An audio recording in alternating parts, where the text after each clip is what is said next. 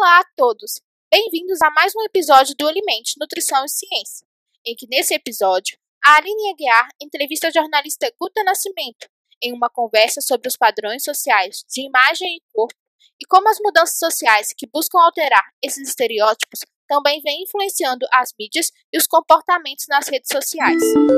Então, bem-vindo ao Alimente. Hoje é o especial, a gente vai conversar com a Guta Nascimento, que é jornalista, que tem muitos anos de experiência com conteúdo feminino, e eu fiz um convite a ela é uma amiga muito querida, e eu queria muito conversar com ela sobre o assunto, então a gente vai bater um papo aqui interessante com a Guta. Oi, Guta, tudo bom? Oi, Aline, tudo bem? Muito obrigada pelo convite, uma delícia estar aqui nesse podcast com você. Ah, que bom, então se apresenta, por favor, fala um pouco da sua experiência, como é que é essa história como jornalista. Falo sim, meu nome é Guta Nascimento, eu sou jornalista, eu tenho uma longa trajetória em televisão, internet, e nos últimos anos eu me especializei muito em conteúdo feminino. Eu fui recentemente diretora da revista Cláudia, que é a revista feminina, é a maior revista feminina do Brasil, está completando esse ano 60 anos, e foi um prazer, assim, acho que foi um prêmio na minha carreira eu ser diretora de um veículo feminino tão importante, tão representativo para muitas mulheres ao longo de várias gerações. Antes disso, eu já tinha trabalhado com conteúdo feminino como diretora de conteúdo do portal Tempo de Mulher, um portal criado pela Ana Paula Padrão, e a gente era parceiro da Microsoft, então, assim, eram audiências espetaculares, né, no MSN, a gente chegava a ter 30 milhões de page views por mês, muitas mulheres leitoras assíduas do portal, e trabalhei também em outro projeto feminino chamado Escola de Você, uma escola online de soft skills, habilidades emocionais, uma escola gratuita online. Então, já são muitos anos trabalhando com conteúdo feminino. Oh, que bacana, Guta. E assim, a gente sabe que sua experiência vai agregar muito mais aqui para o Alimente, né? A gente vai apresentar o podcast, é uma proposta de um projeto de extensão da Universidade Federal de Juiz de Fora, e a gente trabalha com conteúdo de nutrição e ciência. Então, assim, a sua vivência traz muito para a gente como contribuição, né? E para os ouvintes que são nutricionistas, alunos também da nutrição, pessoas também curiosas que querem saber do assunto. E aí, assim, o que eu quero saber de você, nessa experiência com a Cláudia, né, com o conteúdo feminino que você vem falando, o que você percebe para a busca de conteúdo que a mulher vai ter curiosidade em ler nessas revistas, nos portais que você também participou? Tem uma busca pelo corpo, pelo emagrecimento? O que você percebe durante o tempo, no interesse, né, dessa leitura, até a versão online, né, que vem agora dos anos para cá? O que você traz para a gente? Olha, tem duas diferenças muito significativas, né? Eu acho assim, essa produção de conteúdo reflete muito, é um círculo vicioso, né? Ela reflete muito as mudanças da sociedade e também, ao mesmo tempo, você pautando assuntos, você consegue promover a disseminação de uma mudança de comportamento. Então, eu acho que na questão do conteúdo feminino é muito rico tudo que aconteceu nos últimos anos. Esse conteúdo que a gente vê nas revistas, nas mídias, nos programas de TV, nos portais, né, online, a gente percebe claramente uma mudança muito salutar em termos. Antes você tinha uma imposição muito grande de padrões estéticos, né, de padrões de corpos, de emagrecimento, e nos últimos anos, com esse empoderamento que vem acontecendo das mulheres, tem vindo uma coisa muito bacana de um resgate de uma autoestima, de uma aceitação dos corpos, e isso se reflete na mudança. Antes você tinha matérias, por exemplo, se você pega edições muito antigas das revistas femininas, tipo assim, 10 dicas para acabar com o horror da celulite, né? Uhum. Você não vê mais esse tipo de matéria. Por quê? Porque a gente vem trabalhando né, uma aceitação dos corpos, entendendo que não existe corpo perfeito, esse corpo pautado. Então, isso eu acho que foi um avanço, né, de vários veículos femininos. Agora, as mulheres sempre têm essa busca, a gente tem essa busca por conteúdos relacionados à estética, mas, por exemplo, na questão, vou dar um exemplo aqui, na questão dos cabelos. Cabelos é uma pauta que sempre dá muita audiência, dá muito clique na internet, tem uma busca muito grande, mas a gente é muito maravilhosa nos últimos tempos, que é uma busca muito grande e uma audiência muito grande de matérias e reportagens sobre, por exemplo, com os cuidados com os cachos, né, do cabelo afro. E isso é fruto de um empoderamento das mulheres negras, né, e a relação delas com os seus cabelos. Então, isso é uma mudança. Tem muita coisa que a gente percebe que está muito relacionada ainda à estética, que ainda tem muito, como a gente falou um pouquinho isso antes de gravar aqui o podcast, que é as palavras mágicas. Você bota uma palavra como desinchar no título de uma reportagem, ela vai dar muito clique, ela vai ter muita audiência na internet. A gente costuma dizer que, por exemplo, após a época de festas, sabe assim, o primeiro dia de janeiro, ou Sei. depois qual é a ceia? Como devo comer a ceia para não engordar? Mas aí vem o desinchar, né?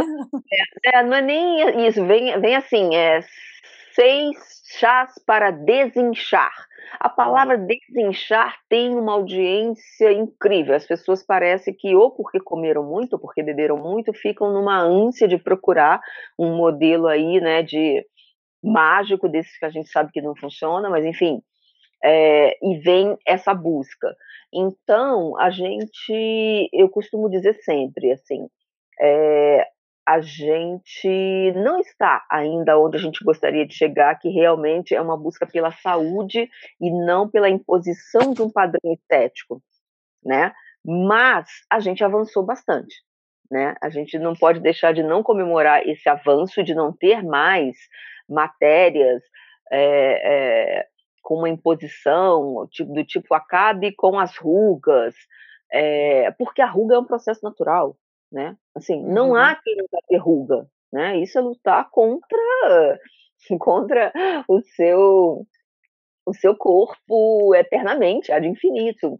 Então, apesar dessa linguagem da gente ter avançado e não ter mais tantos esses abusos, isso pelo menos nos veículos, nas revistas femininas, você não vê muito isso, a gente sabe que as mulheres ainda sofrem muito na sociedade uma imposição, né? Uma falta de autoestima, uma relação com o corpo muito difícil.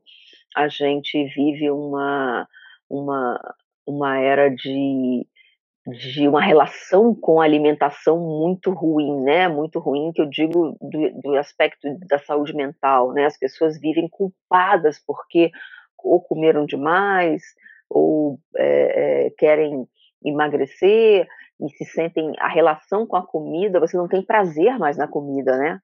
Porque tudo que você come parece que você fica assim, ai, não devia ter comido tanto, ai, não devia ter comido isso, ai, eu devia ter comido outra coisa, buscando esse padrão estético aí de uma magreza, que é completamente contra o nosso biótipo, né?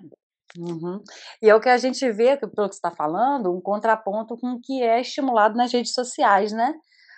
O que a gente vê são pessoas não especialistas e que tentam vender sua imagem, seguidores, likes, né, curtidas, com essa propaganda de uma resolução rápida, mágica, com emagrecimento, dando exemplo do seu corpo, mas mesmo assim as imagens são trabalhadas com Photoshop, que a gente sabe, e isso engana muito, né, faz uma relação constante de conflito, né, com o que você vê Sim. e com o seu espelho ali de referência na rede social.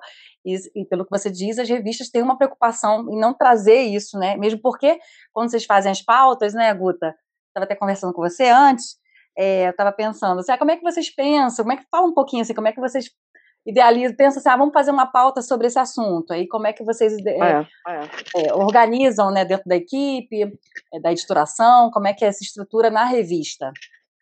É o que eu digo assim, existem veículos e veículos, né? Mas a gente observa que nos veículos femininos, nos veículos, né? Nos portais, as áreas dos portais que cobrem especificamente conteúdo feminino, a gente vê aí ainda bem uma mudança de mentalidade. E, por exemplo, eu posso falar da minha experiência em Cláudia, né? Em Cláudia, qualquer matéria a gente parte sempre do princípio de que tenha uma novidade, né? Algum fato que justifique a volta daquele assunto, daquele tema. Então, por exemplo, sai uma pesquisa sobre o comportamento da alimentação durante a pandemia. Isso é uma novidade, a gente vai lá e pauta, e aí você sempre chama um especialista, sempre. Um veículo sério jamais vai fazer uma matéria sem ouvir um especialista que tem uma propriedade, né, de fala sobre aquele tema, ouvi-lo, e aquilo que a gente chama um personagem, que é o quê? É uma mulher, um indivíduo que se enquadre dentro daquilo que a gente está conversando, né, naquele tema. Então, você parte sempre muito desse princípio. Mas tem muita coisa na internet que é isso. As pessoas em busca de audiência, você fica ali buscando uma oportunidade de botar 6 chás para desinchar, né? 7 Sabe dicas uma coisa que pauta muito? Não sei se você pauta isso na revista, são os superalimentos, né? Alimentos que Sim, vão trazer ali um benefício, agora vem o óleo de coco, agora vem o gooseberry, agora vem, sei isso. lá, qualquer um alimento que vá trazer um milagre. Isso vem também para a revista? Vocês percebem isso? Vem, porque na internet, né, você tem uma busca dos leitores, como é que funciona, né? Você faz uma matéria que dá audiência, aí você entende que as leitoras estão interessadas naquele assunto. Aí você começa a promover outras matérias similares. Essa é a lógica da audiência, né? No online. Então, na revista impressa é uma outra dinâmica, né? Mas na internet você tem essa medição. Então é o que eu falo sobre o círculo vicioso, né? Você faz uma matéria sobre determinado assunto, aquilo dá audiência, aí as pessoas ficam mais focadas naquele ali, superalimento, aí você vai lá e faz outra matéria, enfim. E isso é o que eu falo que a gente precisa quebrar, aí precisa de uma responsabilidade de estar muito atento, né? Para não fomentar esse círculo vicioso, porque é isso, aí você vai em busca de um outro superalimento para que você tenha audiência e isso vai gerando ali. Então, é por isso que a gente tenta fazer um exercício muito grande de reflexão sobre por que estamos falando sobre esse assunto, né? Muito bom.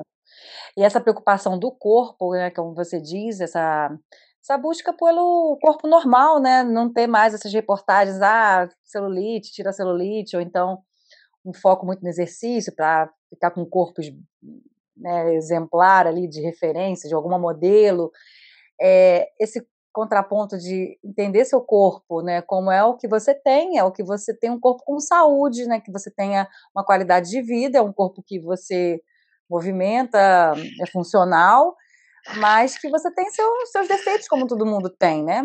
Defeitos, não sei se é defeitos a palavra que seria, mas é o que o seu corpo é constituído.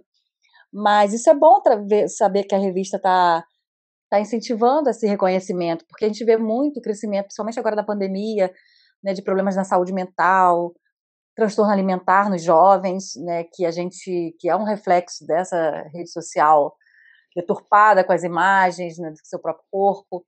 Então, assim, fiquei bem feliz de saber que as revistas têm essa preocupação de trazer a realidade, né?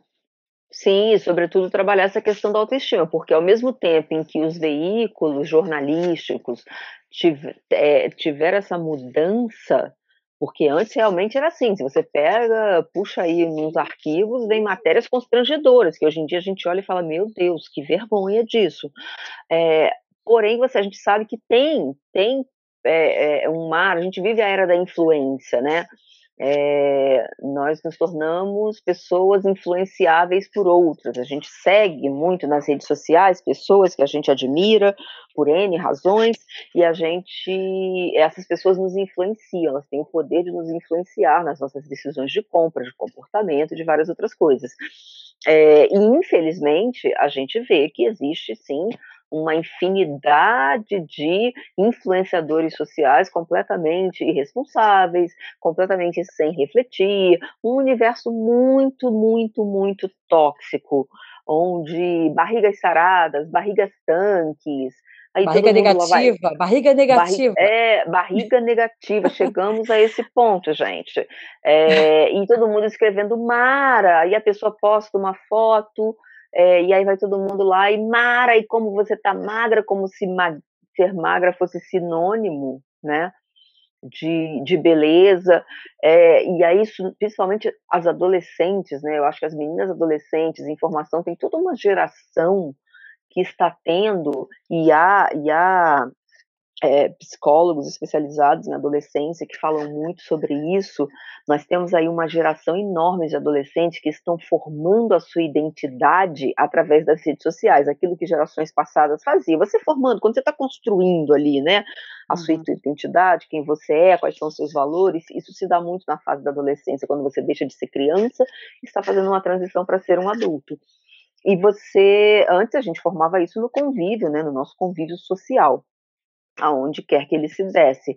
Hoje em dia você tem uma geração muito grande se formando nas redes sociais, onde você tem uma infodemia, que é um excesso de informações muitas vezes deturpadas, né? Enfim, por interesses outros, você vê aí pessoas postando coisas absolutamente absurdas nas redes sociais, né? Desde dietas malucas e esse comportamento muito tóxico, né, de um culto, uma ode a um corpo que a gente sabe que é impossível de se alcançar para uma pessoa absolutamente normal, isso que você falou muitas vezes porque é Photoshop, né, muitas vezes porque o seu biotipo não é daquela natureza, né, e você vê um sofrimento muito grande de adolescentes. O que a gente tem visto muito, né, eu trabalhei no ambulatório de transtorno alimentar, é um aumento de transtornos nos meninos, nos homens. A gente está falando do público feminino aqui, porque é uma característica, uma prevalência maior nas meninas, mas os meninos estão adoecendo. Com essa Sim. também, com a percepção do corpo forte, musculoso, e aí eles estão entrando nessa um aumento maior nessa prevalência. E é essa fase da adolescência mesmo, de construção da imagem, do grupo, aceitação do grupo. E é muito perverso, né, esse meio da rede social. Tem muita coisa boa para a gente extrair, mas também um mundo muito perverso aí que pode trazer danos, né, à saúde. E dentro da pandemia, Guta, o que você percebeu assim de aumento de interesse na leitura ou no acesso na internet desse público que é da revista feminina, que você tem mais contato, mas você percebeu uma mudança com relação a esse interesse?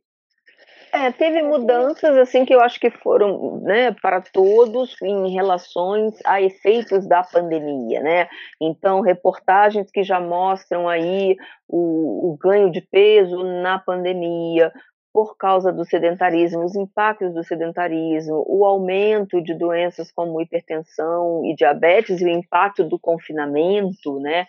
E desse sedentarismo. Quando eu falo sedentarismo, não é nem porque as pessoas não fizeram exercício, mas porque a gente teve uma redução de mobilidade durante, né, muito tempo. Então, pessoas, por exemplo, com problemas de hipertensão, de diabetes, né, vão ter Alteração um também de saúde impacto, mental, né, depressão, que tem aumentado bastante. muita questão do sono, né? Matérias sobre o sono, tem audiência, sempre tiveram, na verdade, mas nesse período da pandemia, tem até uma curiosidade, você tem 4 universidades brasileiras que estão fazendo um estudo muito interessante sobre os sonhos da pandemia, Oh, né? que interessante. Essa pesquisa está sendo feita no mundo inteiro, tem várias, mas aqui no Brasil tem 4 universidades que estão fazendo essa pesquisa, e os sonhos mudaram muito até, inclusive no primeiro resultado que eles divulgaram, no início da pandemia as pessoas sonhavam muito com coisas muito surrealistas, sabe, imagens surrealistas, de ondas, que era aquele caos, aquele entendimento. Depois os sonhos foram se tornando mais parecidos, digamos assim, as imagens com a realidade na qual a gente vive no dia a dia, mas com os seus significados de sonhos, enfim. Então tudo isso, a pandemia alterou muito, né, no mundo inteiro, é uma Olha, coisa tô que pensando marcou nos meus demais. sonhos aqui, será que já tem máscara no meu sonho? Nem sei se as pessoas estão com máscara no meu sonho, Tem isso, não é? tem a questão de você estar de máscara ou não no sonho, enfim, tem N questões, mas tudo isso desperta muita curiosidade, muitas pessoas preocupadas com o ganho de peso na pandemia, com a perda de massa muscular, por essa falta de mobilidade, né.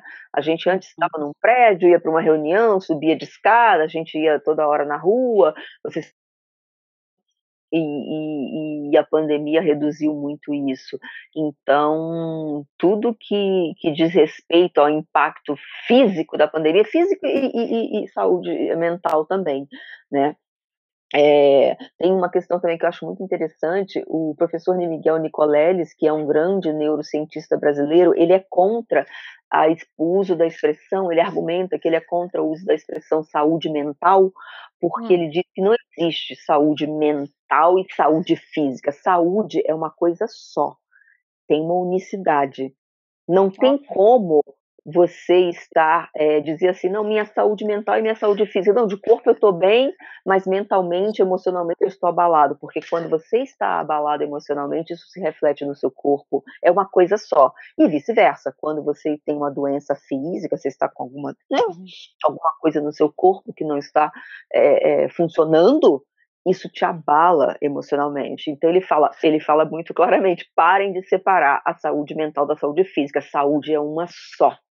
Ó, que interessante. E assim, a gente tem que rever muitos termos que a gente fala, né, habitualmente, saúde mental é um termo que eu usava, agora eu vou rever, vou repensar na hora de falar. É, eu também, eu confesso, assim, que eu uso muito, e aí eu lembro disso dele e eu entendo o ponto que ele quer chegar, ele é muito incisivo, porque ele quer chamar Não, atenção para esse e debate, ele né, a gente sabe traz que é um debate muito grande, mas eu fala.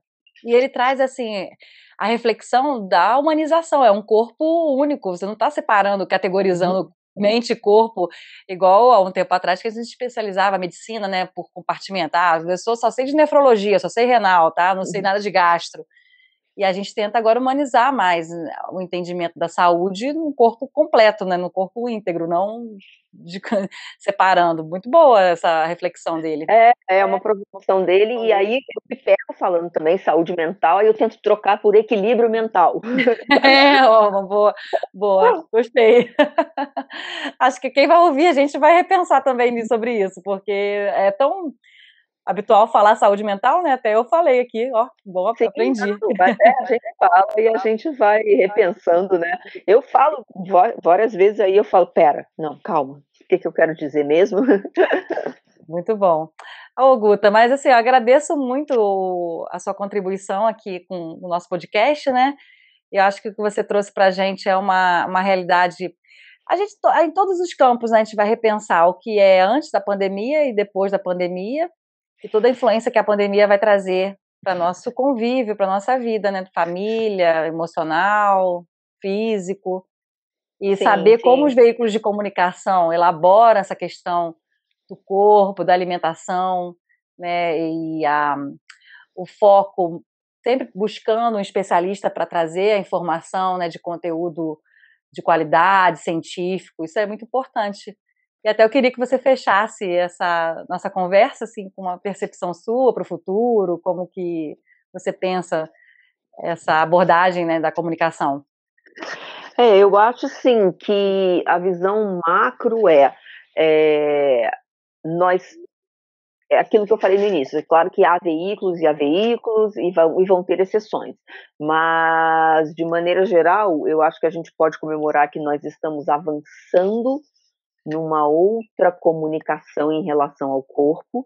Nós não ainda, estou falando dos veículos jornalísticos, nós não ainda chegamos aonde a gente pode chegar, mas a gente comemora, a gente ainda tem muito para avançar, mas a gente comemora aquilo que pelo menos a gente já consegue combater, né, isso é um aspecto. Mas por outro lado, você tem a rede social, onde você tem um universo muito maior de pessoas, e aí a gente, num ambiente muito tóxico, a rede social como um todo se transformou num ambiente muito tóxico. E lá a gente ainda precisa fazer um trabalho muito grande sobretudo eu acredito muito com esse público adolescente, porque eles estão formando a sua identidade, né? E aí você parte de um lugar de muito baixa estima, e isso é muito triste.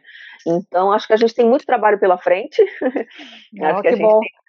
E é muito bacana que tem esse espaço aqui, você que está ouvindo a gente, que a gente tenha pessoas refletindo, agregando, ajudando a disseminar, trazendo novas percepções e novos olhares, né, para a gente poder, é só todo mundo junto, a gente só consegue mudar isso. É o que eu falo dos veículos, eles pautavam a sociedade, mas eles também refletiam o que era essa sociedade, né, então é difícil. A gente só vai avançar, todo mundo junto como sociedade, veículos, redes sociais e as pessoas no dia a dia. Isso que você falou muito importante. A gente aqui no Alimente, né, como é um podcast que tem um vínculo com a universidade, com a academia, é um dever nosso também trazer essas informações para o público que ouve, a maioria é jovem, né, são os estudantes, é um que indica para o outro. Então, um público aí bem que está na fase da adolescência para a juventude, né, se tornando adulto. E o que você trouxe faz essa reflexão para eles. Acho que muito bacana fazer esse contraponto. Tudo bem que eles estão no curso de nutrição, a maioria, né, estão no curso da área de saúde, então já vem com uma certa crítica para essa questão das informações, né, vinculadas na internet, na rede social e nos meios, né, mais científicos, artigos, revistas, tem um conteúdo mais elaborado. Mas muito bom saber, assim, poder ter você aqui com a gente, né, participando, ter essa oportunidade, né, de estar junto aqui, a gente aproveitar e fazer essa entrevista, que, assim, para o Alimente é muito grandioso. Eu fico muito feliz e agradeço a amizade, né, a sua contribuição com a gente. E espero aí que você também tenha ficado bem feliz com a nossa participação. Não, com certeza, adorei o convite. Eu, como jornalista, isso faz parte, né, da minha profissão, da minha identidade, de quem eu sou. Eu adoro, é o que eu amo fazer, é compartilhar conhecimentos e reflexões também, né? Não impor uma visão, mas colocar, que façam que as pessoas reflitam elas no meio delas, né? Então, para você que está ouvindo, se você refletiu sobre alguma coisa, eu já fico assim super feliz, sabe? E podem contar comigo sempre para outros temas, podem me convidar novamente para a gente falar de outros temas específicos, enfim, sempre que eu puder agregar algum conhecimento ou alguma reflexão, eu venho com o maior prazer. Muito obrigada, Guta. Eu que agradeço a sua participação. O Alimente fica muito feliz, né? E a gente sempre fala aqui nosso jargão no final: alimente nossa ideia, alimente nutrição e ciência. E se vocês gostaram do episódio, podem indicar para os colegas, né, de laboratório, de pesquisa, de coleta de campo, colega de pós-graduação, seus colegas de graduação. E a gente quer cada vez mais ampliar a informação para quem nos ouve, né? E para quem também pode aí passar a ser nossos novos ouvintes. O Alimente tem o Instagram, @alimente.nutrical e ciência. Tem aqui os episódios, né, no podcast, que também ficam disponíveis na plataforma Anchor, Spotify, Google Podcast. Então é muito fácil de ouvir, né, não precisa pagar nada e é uma forma da gente divulgar nosso trabalho.